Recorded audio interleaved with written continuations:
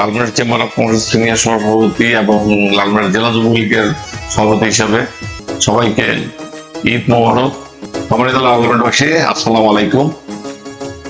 সবাইকে ঈদ মোবারক। দীর্ঘ একটি মাস আমরা সংযম মাধ্যমে রোজা রেখেছি। সিয়াম সাধনার এই মাসে শেষে আমাদের এই ঈদ আমাদের জীবনে সকল নিয়ে আসুক আনন্দ। আমরা সকলে ভ্রাতৃত্ববোধে একত্রিত হই, সকলে ঐক্যবদ্ধভাবে লালমনিরহাটের জন্য কাজ করি তথা বাংলাদেশের উন্নয়নে জননেত্রী শেখ হাসিনা, আমাদের প্রিয় নেতা জনতা মতিয়ার রহমানের যে স্বপ্ন লালমনিরহাটকে নিয়ে, সেটি বাস্তবায়নে আমরা সকলে ঐক্যবদ্ধ হয়ে আমরা কাজ করি।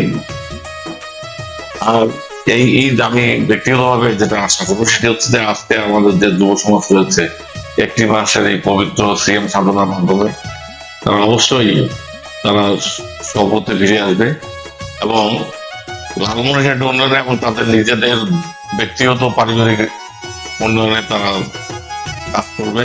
পাশাপাশি আমি আমাদের লালমনিরহাটের ব্যবসায়ী ভাইদের প্রতি আহ্বান জানাই যে আমরা কিন্তু ব্যবসায় করবো না, আমরা মানুষের সেবা করব।